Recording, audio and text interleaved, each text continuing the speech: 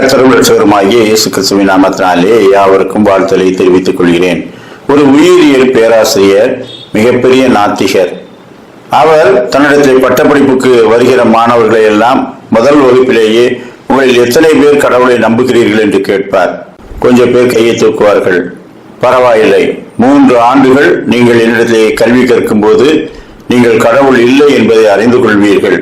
எனவே அநேகருக்கு அந்த வெளிச்சத்தை கொடுத்து கடவுள் இல்லை என்ற கருத்தை உறுதியாக இந்த உலகத்தை பரப்புவதற்கு எனக்கு ஒரு நல்ல வாய்ப்பு இருக்கிறது, அதற்காக சந்தோஷப்படுகிறேன் என்று சொல்வார். ஒரு சமயத்துல அவர் உயிரியல் மாணவர்களை அழைத்துக் கொண்டு கரடிகள் வாழும் ஒரு பகுதிக்கு சுற்றுலா சென்று அங்குள்ள தாவரங்கள், உயிரினங்களை பற்றி அவர்களுக்கு பாடம் நடத்தினார். இரவு பொழுதிலே அவர்கள் காட்டுக்குள்ளே டென்ட் அடித்து தங்கினார்கள். அவர் தனியான குடிசையிலே தங்கியிருந்தார். திடீரென்று ஒரு பெரிய பழுப்பு நிற கரடி அங்கே தோன்றி அவரை பிடித்துக் கொண்டது. அது தன்னுடைய 2 கால்களையும் அவர் மீது வைத்து உருமியது. சத்தம் போட்டு கத்த நினைத்தார், ஆனால் தொண்டை அடைத்துக் கொண்டது. எனவே கடவுளே என்னை காப்பாற்றும் என்று மனதிலே பலமாய் கூப்பிட்டார். அப்பொழுது கரடி அப்படியே நின்றது. கடவுள் அவரோடு பேசினார்.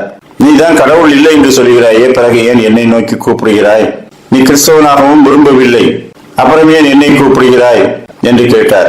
எனக்கு தெரியாதனமா நான் உண்மை நம்பவில்லை, இப்பொழுது நம்புகிறேன். ஆனால் நீர் என்னை கிறிஸ்தவனாக மாற்ற முடியாது, ஏனென்றால் இவ்வளவு நாளும் நான் மறுதளித்து விட்டேன். தயவு செய்து இந்த கரடியையாவது கிறிஸ்தவனாய் மாற்றிவிடும், அது இறக்கப்பட்டு என்னை விட்டுவிடும் என்று அவன் சொன்னான்.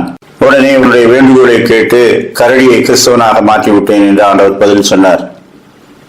அப்படியே கரடி தன் 2 கால்களிலே ஒரு காலை மேலே தூக்கி தலையை குனிந்து, கர்த்தாவே, நீ தந்த இந்த நல்ல உணவுக்காக நான் நன்றி செலுத்துகிறேன். இதை உண்டு நான் எந்த விதமான தீங்கும் அடையாமல் இருக்க எனக்கு நல்ல கிருபைகளை தாரும் என்று ஆண்டவரை நோக்கி தான் பெற்றுக்கொண்ட உணவுக்காக நன்றி செலுத்தி அவரை பிடித்து சாப்பிட்டு விட்டது. இது வேடிக்கையான கதையாக சொல்வார்கள். ஆனால் ஆபத்தை நேரிடும் போது அநேகர் கர்த்தரை நோக்கி கூப்பிடுகிறார்கள். அதுவரை அவர்களுக்கு கடவுள் என்பதை மறுத்து பேசவும் எதிர்த்து பேசவும் அவரை தூசிப்பதற்கும் தயங்குவதில்லை. தான் விரும்புகிறபடியெல்லாம் நடக்கும் என்று இந்த உலகத்தில் நினைத்துக் கொண்டிருக்கின்றார்கள்.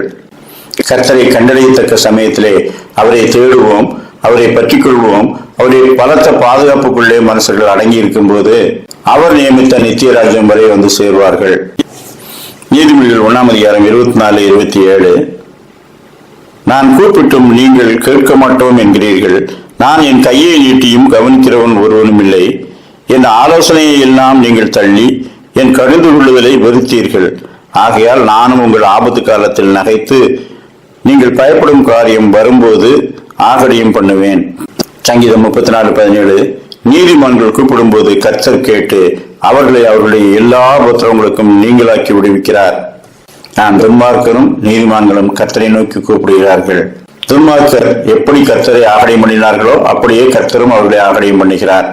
நீதிமான்கள் கூப்பிடும் போது அவர்கள் கூப்பிடுதல்களை கேட்டு அவர்களை விடுவிக்கின்றார். எனவே நாம் கர்த்தருக்கு பயந்தவர்களாய் நடப்போம், அவருடைய பலத்த பாதுகாப்புக்குள்ளே எப்பொழுதும் இருப்போம். அப்படிப்பட்ட நல்ல சிந்தனைகளை கர்த்தர் தாமே இந்த நாளிலும் நமக்கு தந்தருள்வாராக. ஆமேன்.